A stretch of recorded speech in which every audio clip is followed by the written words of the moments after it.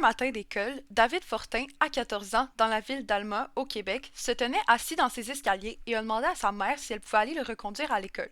Sa mère, Caroline Lachance, était occupée cette journée-là et préférait que son fils prenne l'autobus pour s'y rendre. L'adolescent est allé à son arrêt et c'est la dernière fois que nous avons aperçu David Fortin. Maintenant, chaque fois qu'elle passe devant ses escaliers, Madame Lachance repense à ce moment-là. Cela fait maintenant bientôt 13 ans que David a disparu dans des circonstances étranges. Avant de poursuivre son histoire, je tiens à vous informer des bases de mon sujet. Comment se passe le phénomène des disparitions non résolues de mineurs au Québec? Est-ce que c'est fréquent? Selon un article du Journal de Québec, en 2020, 3831 enfants sont disparus. Heureusement, 92% de ces enfants ont été retrouvés en moins d'une semaine. 72% de ces 3831 disparitions, donc 2758, sont des fugues, et seulement 0,04% seraient des enlèvements par un inconnu. Ce pourcentage est extrêmement bas, mais il ne compte pas les disparitions irrésolues qui seraient potentiellement un enlèvement ou des enlèvements par un membre de l'entourage de l'enfant. Et saviez-vous que 63% des enfants victimes de disparitions au Canada sont retrouvés dans les premiers 24 heures? Bref, maintenant que vous êtes plus informés de la situation de notre province en ce qui est des disparitions de mineurs, revenons à l'histoire de David Fortin. Suite à sa disparition, la théorie de la fugue est la plus plausible, puisqu'il aurait été aperçu plusieurs fois, entre autres une fois à Trois-Rivières en train de faire du pouce 4 jours après sa disparition et une autre fois devant une épicerie 3 ans après. Plusieurs témoins disaient avoir vu un homme chanter avec sa guitare sur le coin d'une rue devant une épicerie. Ce n'est pas encore confirmé que c'est lui, et ça ne le sera probablement jamais, à moins que l'on retrouve David et qu'il le confirme lui-même, puisque les vidéos de surveillance de l'épicerie ont été effacées. L'homme en question a en plus arrêté de se rendre à l'endroit lorsque la nouvelle s'est rendue publique. Il y a plusieurs autres détails sur ce cas mystérieux, donc si vous voulez savoir l'intégralité de son histoire, il y a dans la description un lien vers une vidéo qui parle de toutes les théories et circonstances qui entourent la disparition de David Fortin. Ce qui est important à retenir pour l'instant est la façon dont les policiers se sont dévoués pour le retrouver. Toutes les pistes imaginables ont été retenues et investiguées, et même si malheureusement David Fortin n'est pas retrouvé aujourd'hui, Madame Lachance dit qu'elle est reconnaissante de l'attention des médias et de la détermination entourant sa situation. La deuxième histoire de disparition que je veux vous partager est celle de Macy Hudgig et Shannon Alexander. Elle va comme suit. Macy, 16 ans, et Shannon, 17 ans, se préparaient chez Shannon pour aller à une fête de la polyvalente à Maniwaki, en Outaouais, ce qui n'était vraiment pas inhabituel pour eux de faire. Elles vont à la fête et rencontrent leurs amis là-bas, qui eux signalent aucun comportement étrange. La fête termine et les deux filles quittent la polyvalente pour retourner chez Shannon et se seraient rendues au complexe d'appartements. Le lendemain, le 6 décembre 2008, le père de Shannon retourne chez lui et remarque que les filles ne sont pas là, mais que toutes leurs choses y sont. Médication, linge, sac à main, tout était encore au domicile où elles se sont préparées la veille. Les parents ont immédiatement appelé la police. La police, elle, a commis une erreur fatale qui est malheureusement une réalité pour plusieurs femmes autochtones au Québec qui sont en détresse. Ils ont pris beaucoup de temps à réagir et quand ils l'ont finalement fait, ils ont classé le cas comme une fugue. L'entourage des filles était choqué puisque ce n'est tellement pas dans le caractère de Macy et Shannon, en plus qu'elles ont tout laissé leurs objets personnels derrière elles. C'est donc la communauté qui a dû prendre des recherches entre leurs mains sans rien trouver vu leur manque de ressources, ainsi que d'informer la population en écrivant un article qui apparaît dans le journal local de la réserve 6 jours plus tard. C'est un mois entier après que le service de police a finalement décidé de faire une conférence de médias. Elle fait ensuite une recherche autour et dans la réserve et en fait une autre 9 ans plus tard, en 2017, mais ces recherches n'ont abouti à rien.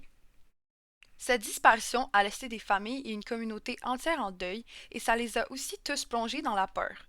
Les habitants de la réserve de Kitkanzibi, où est-ce que les filles ont disparu, ont témoigné d'un sentiment inconfortable lorsqu'interviewés par un journaliste de Radio-Canada. Il y a une frustration là, qui reste demeure toujours. On dit, écoute, peut-être que si vous avez fait le travail initialement dans les premiers 24-72 heures, peut-être qu'on a eu des résultats différents. Là. Je suis triste parce qu'il y en a une de ces deux filles-là qui allait à la même école que ma fille, la plus jeune. Elle y avait que ça y a fait de quoi. It felt unreal because like all our parents used to tell us not to walk around town alone and stuff like that because something could happen. But of course, no one believed it, you know, like because nothing happened ever. And then when that happened, I guess it kind of made people not walk around so much. On s'entend que c'est traumatique d'avoir quelqu'un de sa ville ou de sa communauté disparaître, et en plus de tout ça, la police a initialement très mal géré la situation. Moi aussi, je me sentirais vraiment pas en sécurité et je ne sortirais plus de chez moi par peur qu'il m'arrive quelque chose. Le pire dans tout ça, même si disparaître c'est assez horrible tout court, c'est que l'on pense que ces filles ont été enlevées et amenées dans un cercle de trafic sexuel.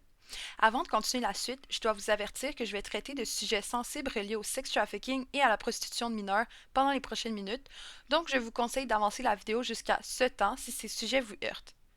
Le trafic sexuel est bien plus commun que l'on pense au Canada. Selon un rapport de la Gendarmerie royale du Canada, 600 à 800 personnes sont soumises au trafic d'êtres humains chaque année dans notre pays. Selon un autre rapport du Comité permanent de la condition féminine en 2007, les femmes et filles autochtones sont surreprésentées parmi les victimes de traite à des fins d'exploitation sexuelle.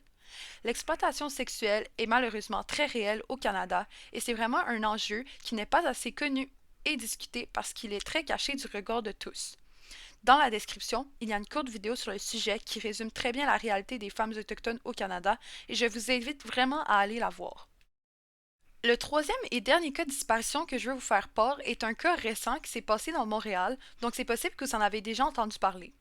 Le 12 mars 2018, Ariel Jeffrey Kwaku se rendait chez son ami seul vers 12h30. Il avait l'habitude de se rendre chez son ami accompagné de son père, mais ce jour-là, son père était au travail et avait donné la permission à Ariel d'aller chez son ami et savait que son fils connaissait le chemin pour s'y rendre, ainsi que c'était la deuxième ou la troisième fois qu'Ariel se rendait chez son ami sans accompagnateur. Voici une photo retenue d'une caméra de surveillance d'une maison qui montre Ariel à Huntsic-Cartierville sur le boulevard Gouin qui s'apprête à entrer dans le parc des Bateliers, parc qui faisait partie de l'itinéraire que devait prendre le garçon pour aller chez Ismaël, l'ami en question. Une dame l'aurait aperçu dans ce parc et lui aurait même parlé ce jour-là, mais il n'a rien eu à tirer de cette information. La SPVM a tout de suite enquêté et les médias ont porté une grande attention sur le cas, malgré qu'elle a été un peu courte. La thèse de l'accident a été priorisée et des recherches intensives ont été effectuées à l'aide de chevaux, de chiens, de véhicules tout-terrain et d'hélicoptères. On croyait qu'Ariel aurait tombé dans la rivière du parc des Bateliers et cette rivière a été fouillée, mais aucun indice a été trouvé. Jusqu'à date, tout semble bien avancé, mais c'est ensuite qu'un problème est arrivé. Après toutes ces recherches sur la thèse de l'accident, la police n'a pas vraiment investigué plus profondément sur d'autres thèses. Le père d'Ariel, Kwasio Frédéric Kwaku, est très investi dans l'histoire et s'ouvre aux médias. On apprend de lui qu'il croit à un enlèvement, comme plusieurs autres de la communauté. L'explication pour le manque de recherche de la SPVM est qu'il n'y a pas assez de preuves pour investiguer cette thèse, mais je trouve que ça fait pas de sens puisqu'il n'y avait pas plus de preuves pour l'accident. En plus, en faisant des recherches aussi simples que de rechercher le nom complet d'Ariel sur YouTube, j'ai pu regarder plein de vidéos de gens qui parlent de rumeurs autour de la disparition du jeune homme. Je sais que c'est pas les sources les plus fiables, ni la vérité absolue, mais en voyant ces vidéos, je remarque qu'il y a clairement une insatisfaction face au travail des autorités. Même M. Kwaku l'a exprimé dans un article de la presse en 2019. Chaque matin, je me réveille avec espoir, chaque soir, je me couche avec espoir. Les recherches ont été effectuées dans les eaux, mais sur Terre, ce n'est pas assez. Il y a aussi une vidéo de surveillance qui montre Ariel qui marche vers la maison de son ami et je la trouve assez louche. Pourquoi il n'arrête pas de se retourner? Qu'est-ce qu'il regarde? Est-ce qu'il y a quelqu'un qui le suit? On voit pas son visage et son expression, donc c'est difficile de savoir ce qui se passe. Selon moi et plusieurs autres gens qui se sont penchés sur le cas, cette vidéo est un indice qu'il y a quelque chose de louche qui se cache dans cette histoire et qu'elle mérite d'être investiguée plus profondément par la police.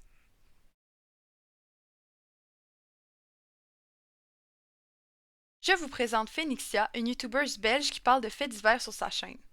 On va discuter ensemble des différences entre ces trois cas de disparition non résolus au Québec et aussi de pourquoi j'ai choisi de combiner ces trois cas-là ensemble.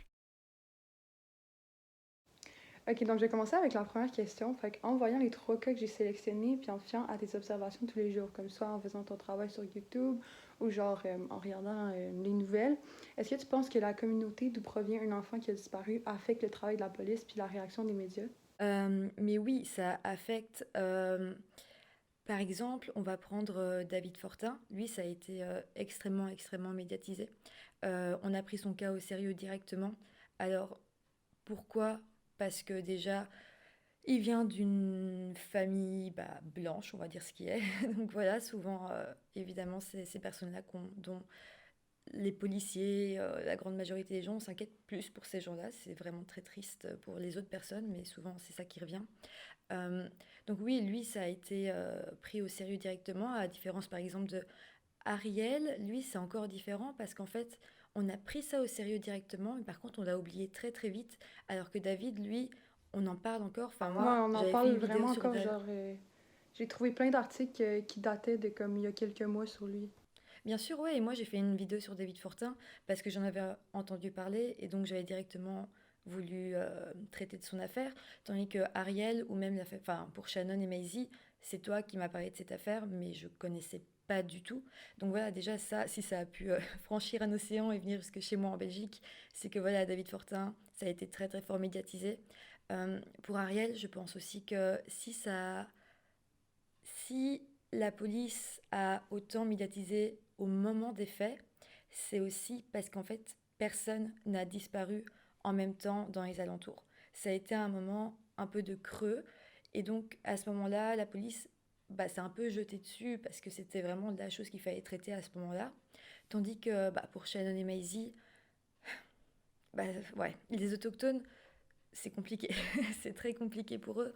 Et c'est assez horrible de dire ça, mais j'ai l'impression que leur famille a malgré tout eu de la chance, parce que par rapport aux autres autochtones qui disparaissent, c'est encore pire en fait. Ouais, c'est vrai. Eux, on en a un petit peu parlé, donc disons qu'ils ont eu un peu plus ouais, de chance que d'autres familles.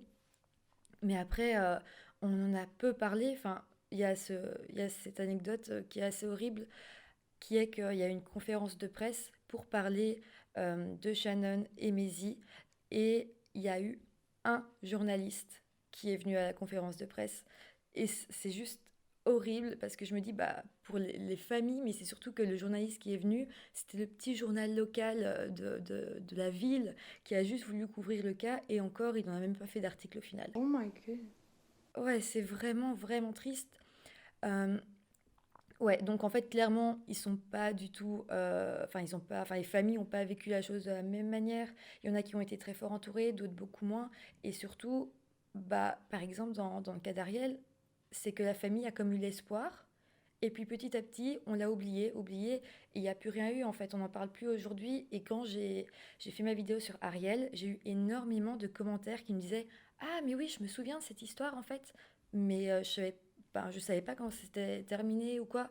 Et oui, en fait, on ne sait pas. Et même moi, dans les articles que je peux voir, je trouve plus rien. J'ai dû aller sur une page Facebook de la famille d'Ariel où ils relayent quelques petites informations pour comprendre où ça en était aujourd'hui, parce que vraiment, dans les médias, on ne voit plus rien. C'est vrai. Donc voilà, après, juste une chose assez chouette, c'est l'organisation Enfants Retour Québec, je pense, qui s'est penchée sur ces 3 cas et qui a beaucoup aidé les familles et qui les aide toujours aujourd'hui. Et quand on va sur le site de Enfants Retour Québec, justement, là, on peut toujours voir la photo d'Ariel, on voit toujours la photo de Shannon et Maisie, comme on voit aussi la photo de David Fortin. Et heureusement qu'ils sont là. Et ça, c'est des organisations qui font pas de différence entre milieux, etc. Tout le monde est un peu mis sur le même pied d'égalité. Et ça, c'est vraiment chouette. Ouais, c'est sur Donc ce voilà. site-là que je les ai trouvés. Ouais, voilà. Et aussi, ce que tu me disais dans la question de ce que j'ai pu lire, tu me demandais si c'était que au Québec que c'était comme ça ou partout ailleurs. Moi, je pense qu'il y a plusieurs choses. Il y a aussi des pays où c'est différent. Disparaître au Québec, c'est pas le pire qui peut nous arriver, dans le sens où tu pourrais disparaître au Mexique ou même dans des pays plus en guerre, ou enfin comme tu vas disparaître en Irak ou en Palestine. Moi, je vais jamais le savoir, tandis que tu vas prendre une petite Maddie McCann qui vient d'une famille au Royaume-Uni. Enfin, voilà, ça, on en entend beaucoup plus parler. Tu prends David Fortin, mais tu prends aussi Cédric Aprovencher, t'en entends parler, tu vois.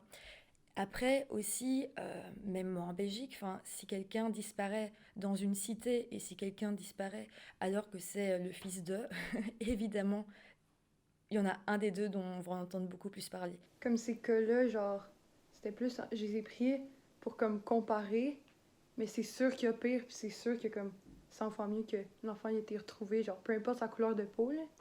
Mais tu sais, je les ai pris pour comme comparer parce qu'il y a clairement une injustice, là. Puis comme, pas juste au Québec, j'imagine qu'en Belgique, je sais pas si tu t'informes des cas en Belgique, s'il y en a eu. Ouais, il y en a. Euh, Après, en Belgique, c'est un petit pays aussi. Donc, enfin, c'est un petit pays, donc on en parle beaucoup plus. Ok, ouais. Bon, ben, je vais passer au prochain point. Puis je sais que c'est genre vraiment théorique, là. Puis ça se fait pas vraiment parce que, bon, je sais que c'est. Bon, c'est théorique, là. Mais si t'avais à classer les 3 cas de la famille, tu sais, selon ce que tu as observé, la famille la moins satisfaite à la plus satisfaite, c'est comment tu classerais puis pourquoi? Je pense qu'aucune famille est satisfaite parce qu'ils ont tous perdu quelqu'un. Mais bon, ok. Euh, je dirais d'abord David Fortin. Évidemment, la famille de David Fortin, on en parle encore maintenant. Ils ont été beaucoup aidés par les policiers, on s'est beaucoup intéressé à leur cas, etc. Je pense qu'ils sont quand même, oui, satisfaits de tout ce qu'on leur a donné, autant les médias que les policiers. Après, évidemment, on a la famille d'Ariel, parce que bah, eux, au moins, on s'est intéressé à la disparition de leur fils au moins un petit temps. C'est pas, comme je disais, bah, il a vite été oublié, mais au moins, au moment où ça s'est passé, on a quand même essayé de comprendre ce qui aurait pu se passer. Mais ce que je voulais dire, c'est que pour Ariel, j'ai l'impression que quand c'était le temps de faire comme la thèse de l'accident, ils ont genre full cherché. Puis après, ils étaient comme, ah, ben, c'était pas un accident, fait qu'on va arrêter de chercher. Mais la communauté, tu sais, elle parlait. Comme je sais pas si tu as vu sur YouTube, il y a plein de vidéos YouTube de Québécois, genre de la communauté noire. Ils parlent, puis ils parlent de plein de choses louches qui se passent autour de sa famille. C'est peut-être pas, tu sais, des preuves 100% fiables ou 100% vraies, mais la police, comme, ils ont même pas écouté, en tout cas pas autant que David Fortin. Oui, voilà, ouais, totalement. Ils se sont un peu braqués en se disant je fais mon travail, je regarde pas trop, je mets des œillères, je regarde pas trop ce qu'il y a autour et c'est tout, j'arrête là. Donc oui, non, t'as raison. C'est vraiment bah, triste pour eux. Mais après, bah, il y a Shannon et Maisie où là, bah, c'est encore pire. C'est clairement pire. Clairement, la famille a dû vivre un enfer, en fait, de ne pas se sentir écoutée, qu'on les laisse comme ça. Ouais, non, c'est compliqué. Et en plus de savoir que c'est parce qu'on appartient à une minorité, c'est encore pire, en fait, parce qu'on a... Enfin, je suis pas à leur place, mais j'imagine qu'on doit sentir une inégalité tellement forte et ça doit être révoltant, en fait, surtout quand on parle de notre famille, de nos filles. Enfin, c'est vraiment, ouais, ça a dû être vraiment, vraiment compliqué pour eux. Ok. Qu'est-ce que tu penses qui est arrivé à Ariel? C'est difficile d'avoir une théorie parce qu'on n'a pas grand-chose comme indice, en fait. On sait qu'il est passé par le parc, on sait qu'il y est rentré et qu'il est jamais ressorti. C'est un peu tout ce qu'on sait vraiment. Euh, D'un côté, j'ai envie de dire que si on pouvait être à peu près sûr qu'il a été enlevé ou victime d'un acte criminel, ce serait mieux. Dans le sens où, d'un coup, si on parle d'un criminel en liberté, les gens se diront ah, mais ça pourrait aussi arriver à mon enfant, quelqu'un est là, il s'attaque à des enfants. Tandis que si on part de l'accident, on peut vite délaisser le truc en se disant ah, les pauvres, mais c'est un accident. Alors que les deux sont aussi graves, que ce soit un accident ou un enlèvement, bah, le petit Ariel a vécu quelque chose, il est bah, sans doute décédé, à mon avis. Euh, et c'est grave. Le décès, c'est grave. La disparition, c'est grave. Et voilà, c'est pour ça que moi, j'ai envie de dire que il aurait pu se faire enlever et à ce moment-là, bah, la police doit chercher ce criminel. Et je pense que c'est le mieux en fait qui pourrait se passer dans ce cas-là. Comme ça, tout le monde se sent investi là-dedans. C'est triste d'en arriver à là et c'est triste de dire ça, mais en fait c'est une réalité. Et si on s'intéresse pas à Ariel lui-même, intéressons-nous au moins au coupable, enfin à la personne qui aurait pu commettre un crime, pour qu'on puisse enfin savoir quelque chose, qu'on puisse enfin résoudre cette affaire, quoi. Mais j'aime Donc, vraiment, genre, ta façon de rationaliser. Genre, moi, j'aurais pas vraiment pensé à ça, mais ouais, c'est vrai. mais comme je te dis, c'est vraiment une triste réalité, hein, c'est quand on est dans le milieu du true crime, c'est compliqué de toujours penser au pire et c'est compliqué de se dire bah en fait ça c'est préférable parce que c'est triste, c'est horrible, enfin ça va au-delà de tout ce qu'on peut imaginer. Moi j'ai jamais perdu quelqu'un, enfin personne n'a jamais disparu dans mon entourage et j'ai difficile à me mettre à la place de quelqu'un parce que ça doit être une douleur atroce, mais parfois c'est vrai qu'il faut arriver à mettre les sentiments un petit peu en dehors et ouais et rationaliser. Et je pense que c'est ce que la police doit faire un maximum aussi. Puis pour le cas de Macy et Shannon, la police, elle s'est clairement pas dévouée face à la situation. Fait que c'est quoi ton opinion là-dessus? Genre, qu'est-ce qui aurait pu être amélioré par la police? Bah, dans le cas de Maisie et Shannon, il y a un truc dingue, mais genre vraiment dingue, c'est que elles ont disparu, donc on pense qu'elles ont disparu le 5 septembre. Leurs familles s'en sont rendues compte le 8 septembre. Et les premières recherches Enfin, donc quand la police quand la famille s'en est rendu compte le 8 septembre, ils ont été voir la police et les premières recherches ont eu lieu le 12 septembre. Donc déjà, elles avaient disparu depuis 3 jours et la police a quand même dit on attend. Ça, c'est dinguissime. Toutes leurs affaires, ils étaient chez eux encore. Mais oui, mais c'est ça, c'est complètement fou. Et la police s'est dit oui, mais peut-être qu'elles ont fugué. Ok, mais dans ce sens-là, pourquoi David Fortin, s'il a fugué le jour même, on va le chercher et elles, non, pas du tout. C'est dingue quand tu compares ces affaires-là, tu te dis on est dans la même situation et tu vois clairement l'inégalité, quoi. Donc déjà, c'est ça. Et puis ensuite, les autres recherches, donc les recherches encore plus sérieuses, ont eu lieu en octobre. En octobre, c'est dingue aussi. Donc voilà, dans tous les cas, tu te dis, ils auraient juste dû chercher plus tôt, en fait. Vraiment, c'est la seule chose que j'ai vraiment à dire. Et aussi, ils ont été classés, enfin, leur disparition a été classée comme une disparition des années plus tard. Donc juste avant, c'était fugue, mais pas disparition. Ça aussi, c'est vraiment dingue parce qu'en fait, ça change toute la procédure. Un mot change absolument toute la procédure au niveau des recherches de police, en fait. Donc, déjà ça, les mots auraient dû être posés, en fait, tout simplement. Mais ils n'ont pas été posés et la police n'a clairement pas fait son travail, tout simplement. Et puis, il y a eu effectivement plus tard des fouilles dans un ruisseau parce qu'un témoin a dit que peut-être elle serait là. Bon, ils ont fouillé le ruisseau, ils n'ont pas trouvé, ils n'ont pas été plus loin. Ça aussi, bon, au moins ils ont fouillé le ruisseau, j'ai envie de dire, au moins ils l'ont fait, mais c'est quand même vraiment frustrant. C'est vraiment frustrant comme affaire, ouais. Ouais, ça l'est vraiment. En plus, c'est comme tu disais, genre, tantôt, là, c'est comme une des meilleures, pas une des meilleures, mais genre, une des disparitions de femmes autochtones que la police, ça s'est plus forcé, comme. Fait que c'est fou que Ouais. dire que la barre est tellement basse pour eux, genre, ça a vraiment pas de bon sens. Non, vraiment, ouais, c'est vraiment dingue. Ok, puis ma dernière question, c'est pourquoi c'est important de t'intéresser puis de parler de faits divers sur YouTube, puis pourquoi, ou genre, est-ce qu'il y a une raison particulière de pourquoi t'as commencé à faire ça? Je sais pas trop comment répondre à cette question, dans le sens où c'est venu un peu comme ça. J'ai toujours eu super peur en fait de connaître quelqu'un dans mon entourage qui disparaît. J'ai toujours eu vraiment, vraiment peur de ça. Du plus loin que je me souvienne, j'ai toujours même tracé ma mère. J'ai une application sur mon téléphone qui permet de savoir où elle est parce que j'ai super peur. J'ai besoin de savoir que si elle part ou si elle se fait kidnapper, j'en sais rien, je sais où elle aura été en dernier.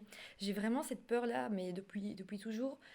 Et je sais pas, petit à petit, je me suis intéressée à des histoires. Je lisais beaucoup, beaucoup, beaucoup de livres sur des familles qui ont perdu quelqu'un, etc. Et d'un coup, en fait, c'est devenu un besoin très fort d'en parler moi-même parce que j'avais envie d'aider des gens et même de parler de personnes dont on ne se souvient pas spécialement. Alors, sur ma chaîne, je traite des histoires connues parce que parfois, je suis attirée par une histoire et j'ai envie d'en parler. Après, très souvent, je traite aussi des histoires qui sont pas connues. J'aime bien faire des histoires francophones parce que bah, je me sens beaucoup plus proche et je pense qu'il y a assez de personnes qui parlent, enfin qui ont des émissions en anglais, qui ont une chaîne YouTube en anglais.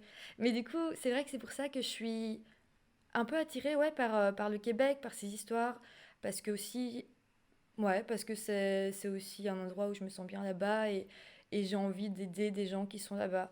Donc voilà, je fais ça aussi. Après, des histoires belges, j'en traite pas énormément en fait, parce qu'en fait, quand il y en a qui disparaissent, c'est trop proche de moi, je peux pas. Enfin, j'ai l'impression que c'est trop frais ou je vais blesser des personnes parce qu'elles sont vraiment proches de moi. C'est un petit pays, on se connaît quasiment tous. Enfin, tout le monde connaît quelqu'un qui connaît quelqu'un.